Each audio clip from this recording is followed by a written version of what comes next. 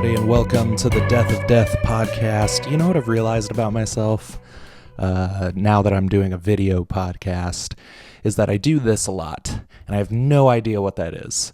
I think it's some kind of celebratory thing, but don't do that in normal life. I'm not really sure why that happens. Hold on. My laptop's going to die. Let's plug this baby in. All right. I'm ready to go. I got a good cup of coffee here. I don't drink good coffee. I drink Dunkin' Donuts, but to me that's artisan and gourmet. It's really good. I drank Folgers for years, and compared to that, this is the best coffee I've ever had. So I'm on edge. I'm jittery. I haven't eaten today. It's almost 1:30. No food, lots of coffee. I'm ready to go. It's time for this episode. This episode's about death, as a lot of our episodes are. But, the namesake of the show, the death of death. The show's supposed to talk about this topic a lot more frequently, and so we're going to talk about it today. I can't, get straight into what I am going to talk about today, which is the Memento Mori. I think I can spoil that here. But I got to tell you kind of my thought process leading into it. We celebrated our 1-year anniversary on the 3rd of May. And that year flew by so quickly that it just got me thinking about my entire life.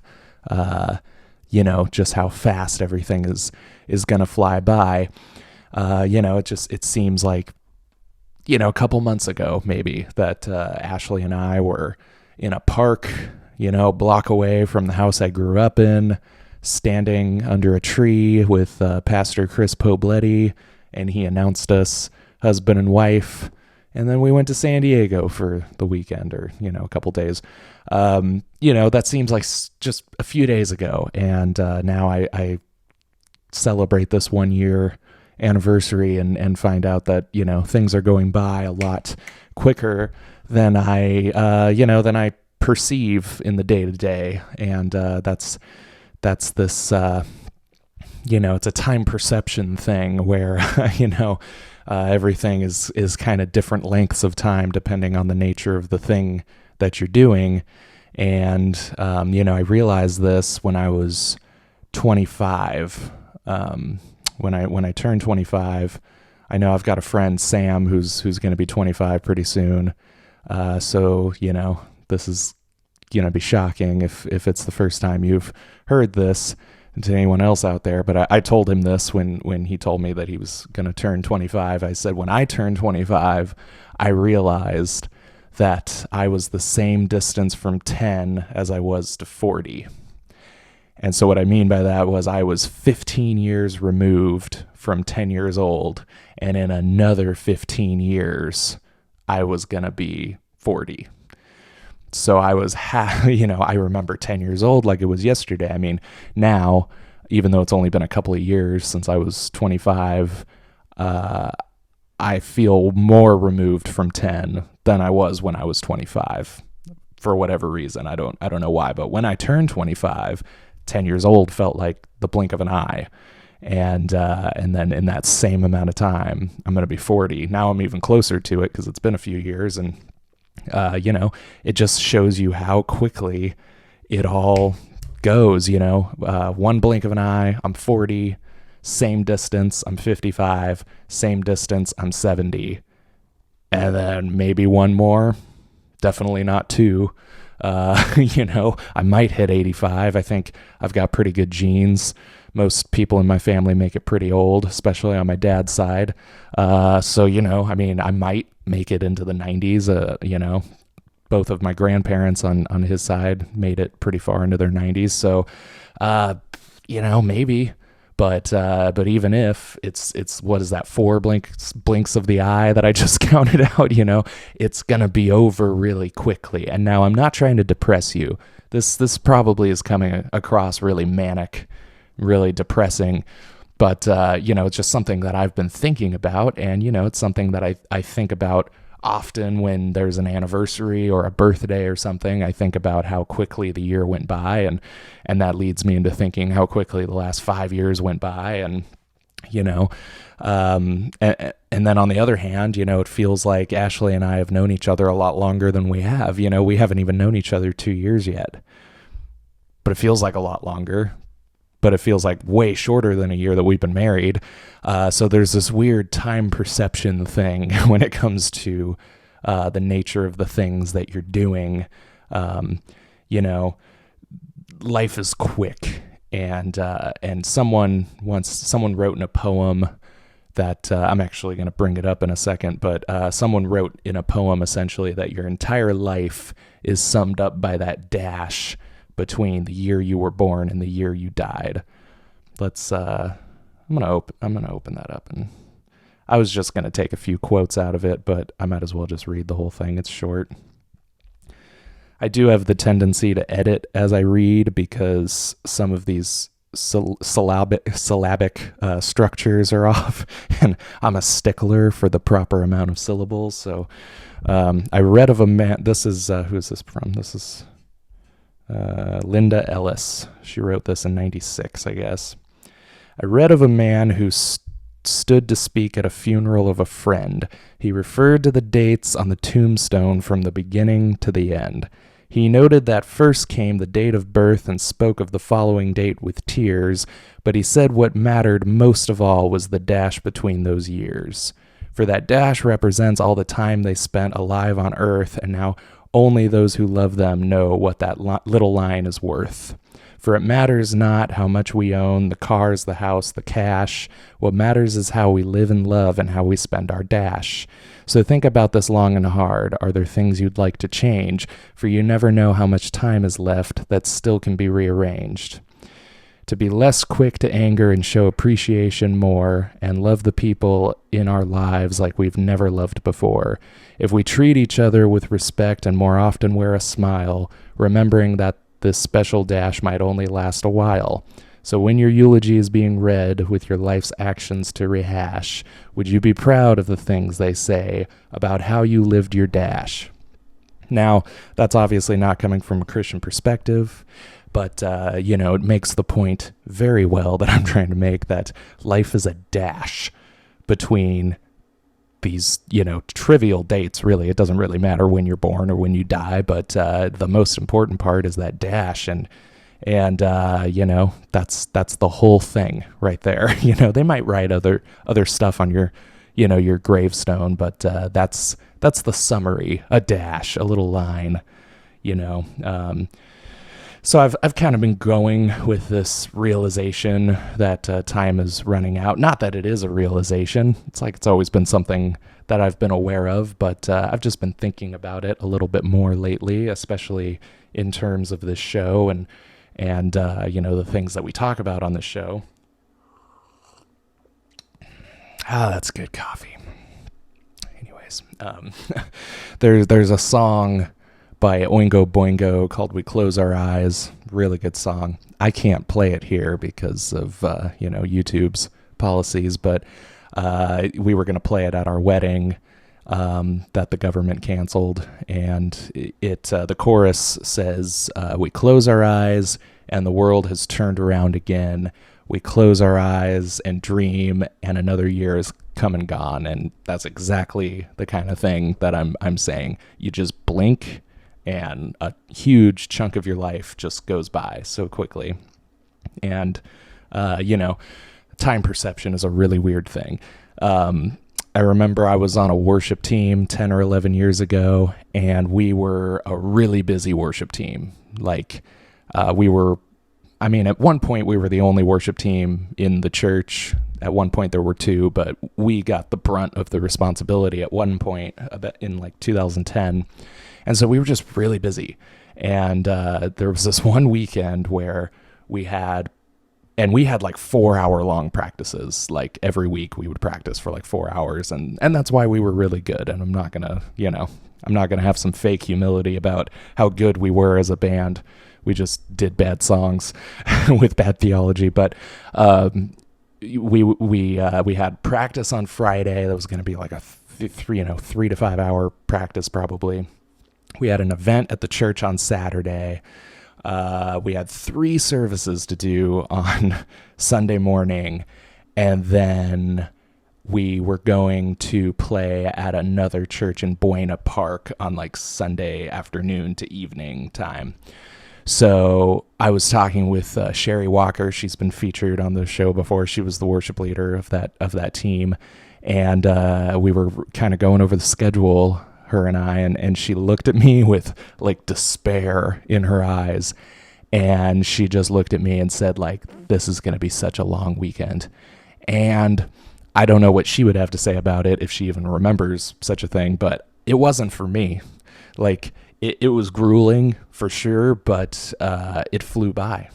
Looking ahead at it, it was like, oh my gosh, that's 72 hours of nonstop, playing, lugging equipment in the car, sitting backstage in the green room during the sermons. Like that is a huge weekend, like just packed full of stuff.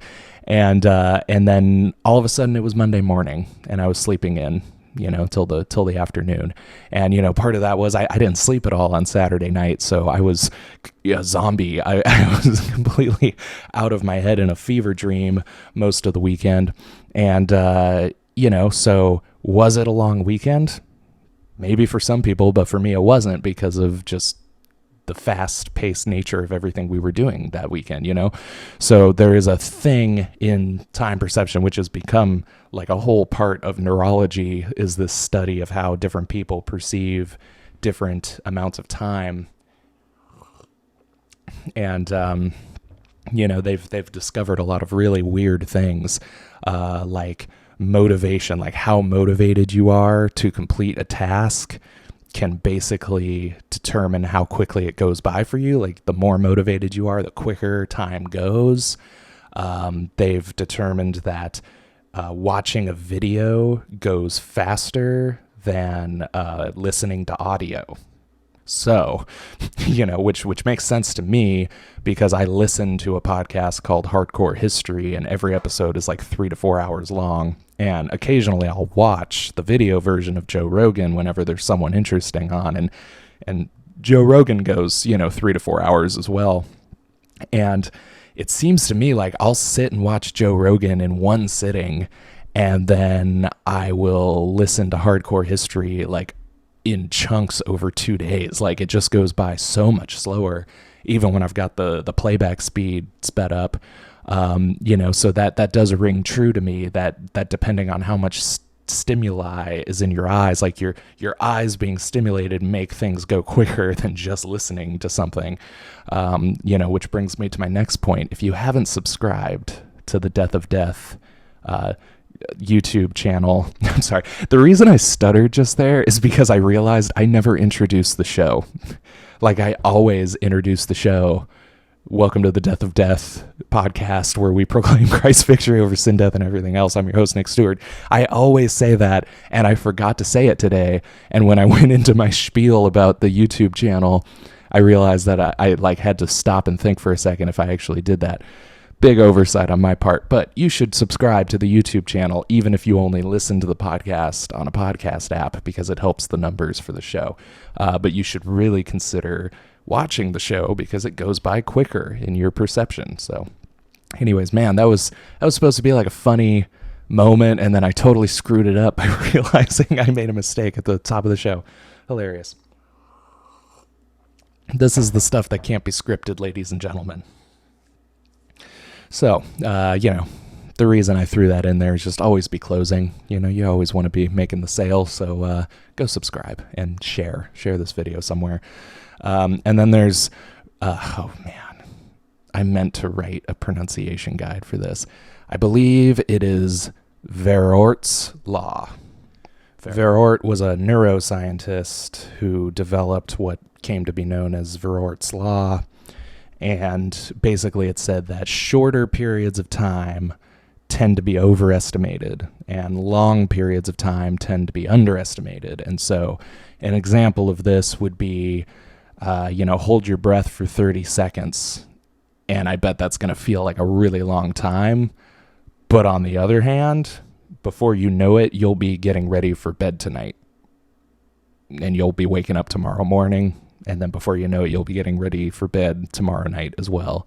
The next 2 days are going to fly by, but this 30 seconds that you're in now while you're holding your breath is going to be really slow and grueling. So in the same way, the 5 minutes that I spend explaining to an elderly relative like what a podcast is going to feel much longer than the 60-ish years that I have left on this planet, because the motivations are different, the stimuli is different, the enjoyment is different. Although time is not a subjective thing at all in reality, the clock is objective, but our perception of that time is incredibly relative. It could feel like nothing to us. So out of this, we have the concept of Memento Mori. It's Latin for remember death. I know I've talked about it on the show before.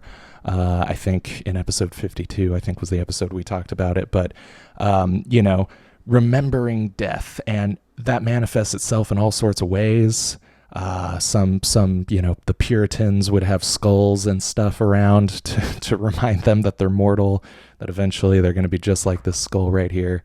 Although not just like that, because that's plastic, but similar to that.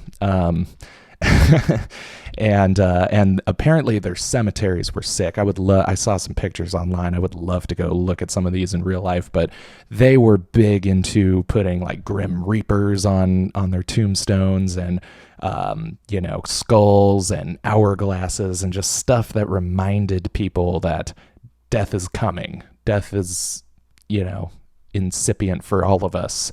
And, back then it was a lot easier for, the Puritans specifically to keep the reality of death in mind, because think about what they didn't have. There were hospital type things, but most people died at home, and there were not services for the most part. I mean, there probably were some cemeteries or funeral homes or something that had services that came and picked up your dead, but for the most part, people probably had to handle that themselves.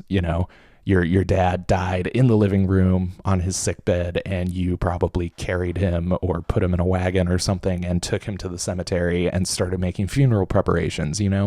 There was there was less of a barrier between them and death, like there is, unlike today where you die in a hospital miles probably from where you live, and professionals come and take you away, and, you never have to have any part of it. You pay people to handle that for you. And, it's kind of nice, not gonna lie. It's great that, basically capitalism has gotten us to the point where we don't have to handle that incredibly painful thing for ourselves, but at the same time, there's a barrier between us and the reality of death.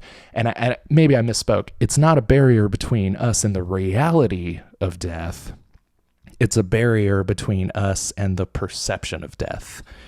So to us, you're here one day and you're gone the next, without a lot of reality to it. We don't have to see the body. We don't have to touch it. We don't, a lot of people don't even have open caskets anymore. A lot of people are cremated and you never even see their bodies. But, but back then you watched people die. You handled their corpse. You took them away yourself, probably, in some more gruesome, deaths. You cleaned up the blood. There weren't professional sanitation services that came and dealt with that for you, and some people, people who are not of means today have to take care of that themselves too. Someone once told me a story about, their cousin committing suicide and, with a gun. Leave your imagination to that. And the family couldn't afford the sanitation cleanup thing, and so all the family members came over and helped them clean up the brains and the blood. And that's a hard thing for me to even imagine. It's hard for me to even imagine that, being legal, but that's how far removed we are. It's just like, oh, something happened in my house, and now the government takes care of that for me, or a service takes care of it, or something. Like there's no sense of responsibility when it comes to the reality of death all around us. But there should be more of an awareness of it, because they've actually done studies and found that about 100% of people die. Like, death is almost universal, except for Tupac. Tupac's alive and he's coming back. But for everyone else, it's an inevitability. It is coming. And, when you realize that, how big are your problems when you realize that someday, on a day perhaps not unlike today, you're going to die? Yeah, it's kind of a big deal, right? It's kind of maybe makes your problems in the moment feel not so big, I'm facing issues in my life right now that are no big deal in the grand scheme of things, but they're a serious pain in the ass right now just because of the nature of them. There's things like car insurance and cats with ringworm, and the government destroying my career in barbering, and just everything just piling up. My tax returns have been rejected like 8 times. So all this stuff just piles up, and it's draining. It's like mentally draining to be dealing with all of this all at the same time. But then celebrate my 1-year anniversary and realize how quickly things are going by, and how things will end one day. And I'm fortunate if they end in 50 years. There's no guarantee of that. I might slip in the shower and split my cranium open tomorrow, and then it's all over. And that date fills in a lot earlier than you expected. 93 to 2021. Who saw that coming? I don't know. But the reality is that tomorrow's guaranteed to no man. So this keeping in mind, remembering death, Memento Mori, or this just keeping in mind the fact that it's all going to end one day, is incredibly necessary for staying humble, incredibly necessary for not getting discouraged, and not dwelling on these things that are really no big deal in the grand scheme of it all. And when you focus on everything that you do have, like the lack of death in areas of your life, my wife is healthy, my parents and my sister are healthy, most importantly, my cats are healthy despite the ringworm. That's getting sorted out. It's almost gone, but that everyone is healthy, and death is coming, but today it hasn't come. And doesn't that make the taxes just more bearable? Doesn't that make the fact that I didn't have enough time to read today just a little bit more bearable? It does for me, and I hope it does for you too. And I've said it on the podcast before, but I've said it's going to be okay even if it's not. And the context of that was that Jesus is king of the earth. He is ruling over the entire planet, even when it doesn't seem like it.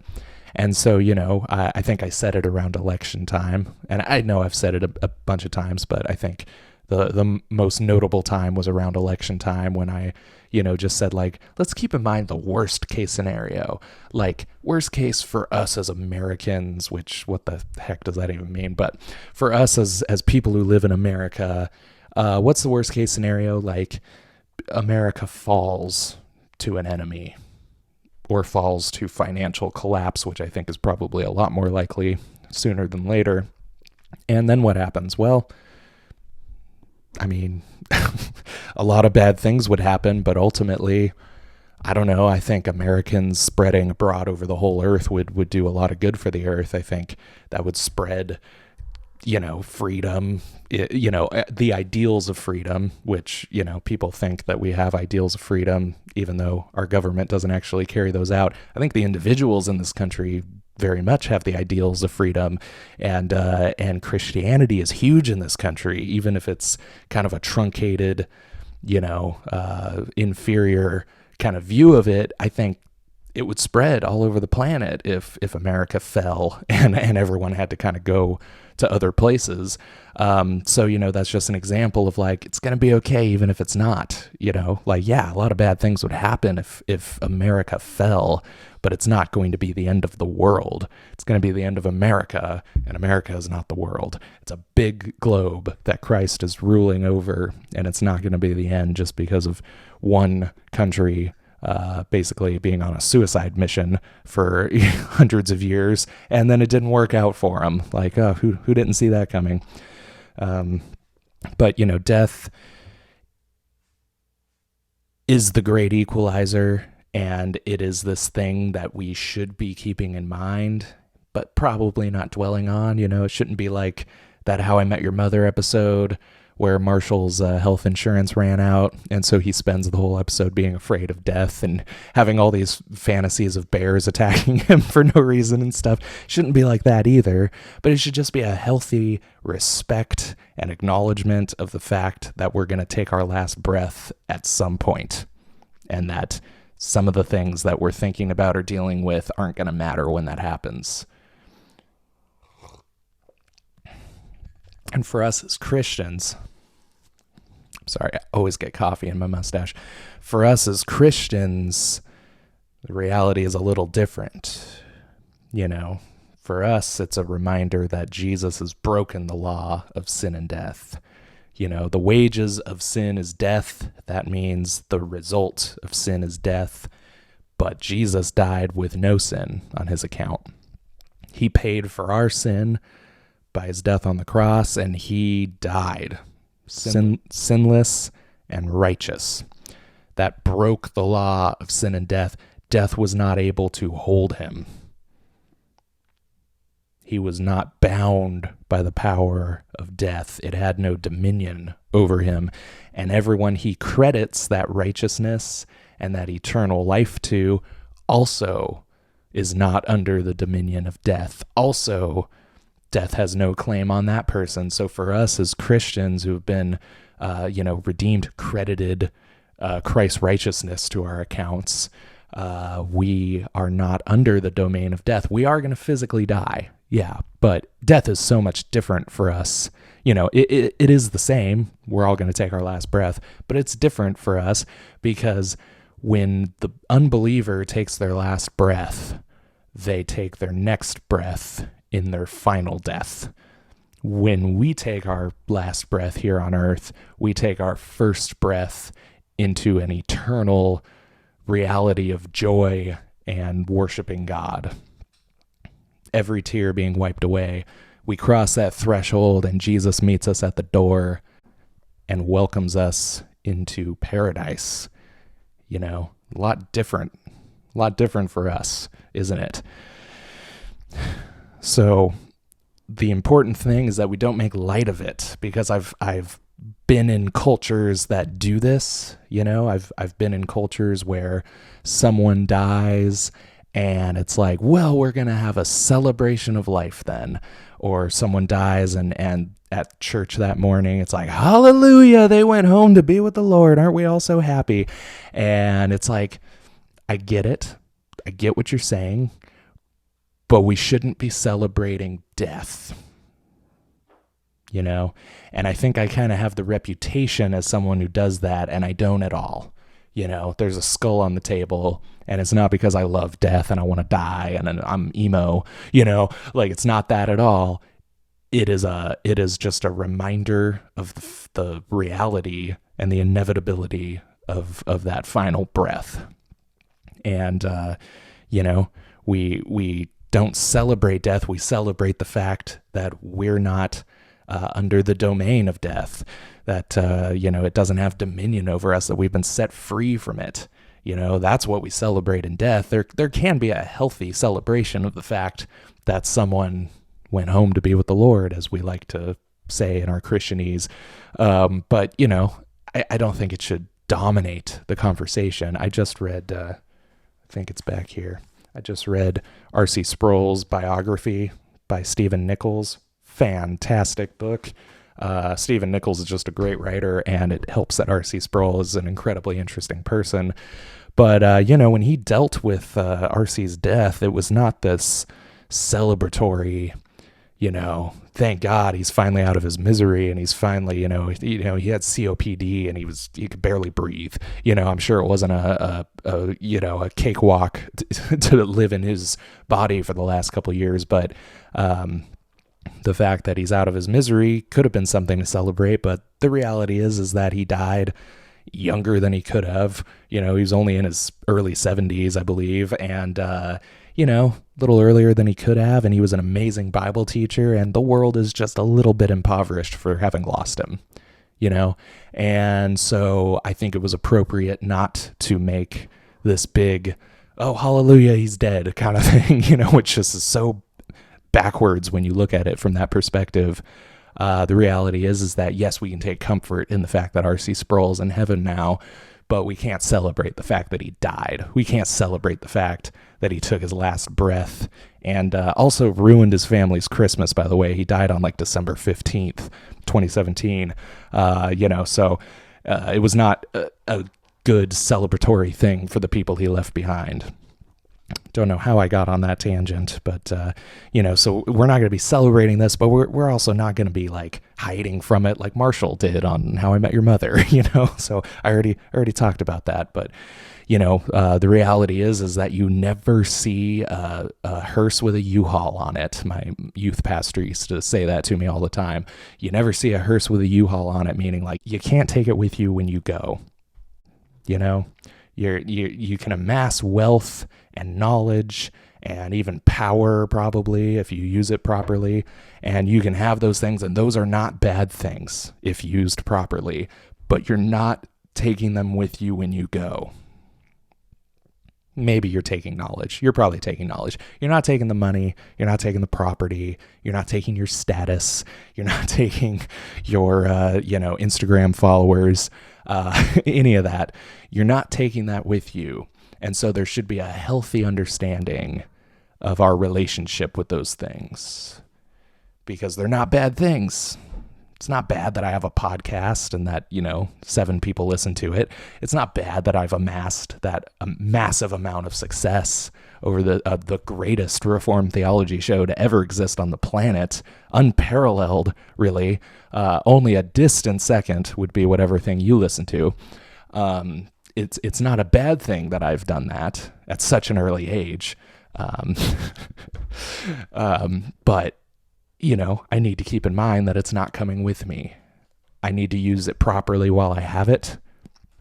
And I need to use it to talk about the gospel and God's word and proclaim Christ's victory over sin, death, and everything else. But still can't take it with me. So, little humility, a little respect for the fact that we're on borrowed time. I think we should follow worthwhile pursuits in this life and stay humble about them, knowing that someday we take that last breath. So we should just remember death. So, heavy episode today. I am sorry. Not only did I go probably 15 minutes longer than I expected to, but it was a heavy subject matter, and I swear the outline was not that intense. There was less darkness in the outline that I had prepared today. So I do have a few things to remind you of before we go, before I just leave you alone to kind of sit in your depression and think about death for an hour. I'm just kidding. You can message me. You can email contact@deathofdeath.net if you really have been affected by today's episode and you need to talk about it with someone, and I'm not even joking. Contact@deathofdeath.net because this was intense, so I don't want to leave you all alone if you really have been affected negatively by what I talked about today. A couple announcements. Again, share this video somewhere and subscribe to the YouTube channel. Also, you've probably all seen it now, but I made a trailer for the YouTube channel, and I made it very general so it can just be about the podcast and not the YouTube channel specifically, but it's about a minute long. Just talk about what the podcast is, what we do. I'm kind of screwing around a little bit on it. But share that video. If you have friends that like Reformed theology, they listen to podcasts, it's a minute-long video. You share that. It'll tell people in 1 minute what we're all about here, and, it might pique someone's interest in it. So go ahead and do that. Also, speaking of the Memento Mori, if you want a t-shirt with a skeleton hand on it holding a microphone, which is the logo of the podcast, go over to shop.deathofdeath.net and pick yourself up a t-shirt. We also have stickers of that. I'm trying to get a lot more merch going, and part of that plan is to sell what we have. So if you're putting off, buying stuff until there's more merch available, go ahead and buy a t-shirt now and help me move some of the stuff so that we can get more merch coming in. I need to pay artists to make cool designs, and I've got a lot of good ideas. So if you buy a t-shirt, there's going to be a lot more stuff coming for you. And if you're a Patreon member, you get a 20% discount on that stuff. So for those of you who are already patrons, message me on Patreon for a discount link, although I'm pretty sure all of you already have a t-shirt and a sticker. So, it's probably no use to you. But if you haven't signed up yet, then go over. It's $4 a month. You get an exclusive monthly podcast. You get this podcast 3 days early, sometimes 2 days early. And you get the discounts on merch. And, sometimes there's other benefits as well. $4 a month, 20% off merch. Helps the show, helps us, helps me operate things, pay for the hosting fees, and also make new merch for you guys. And I want to get a lot more stuff. I want coffee mugs. I want journals. I got big aspirations, and your Patreon money is going to make that happen. So if you want to do that, $4 a month, patreon.com/deathofdeath. And then lastly, please, and I know a lot of you have been, and I appreciate it, go fund Trevor's GoFundMe to pay for his cancer treatments. When I started announcing it weekly on the podcast, we were at $21,000, and now we're over 30 grand. So I have no idea if any of that was from my listeners. I would like to think that some of it was. I really hope it was. If you've been doing that, keep it up. Anything you can give, even if it's $6, just go give it to Trevor's GoFundMe. It is worth it. It is the best pocket change, or $1,000 or whatever you can give. It is the best use you could have for that money. So that's available. I don't know the URL for that, but there's a huge banner for it on the deathofdeath.net homepage. Go to deathofdeath.net, and there's a huge banner right at the top of the homepage, and you can just click that, and it'll take you straight to the GoFundMe. So do that.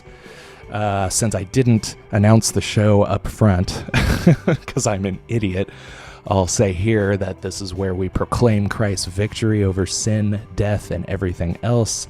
I have been your host, Nick Stewart, and I want to thank you all for listening, and I will talk to you next week.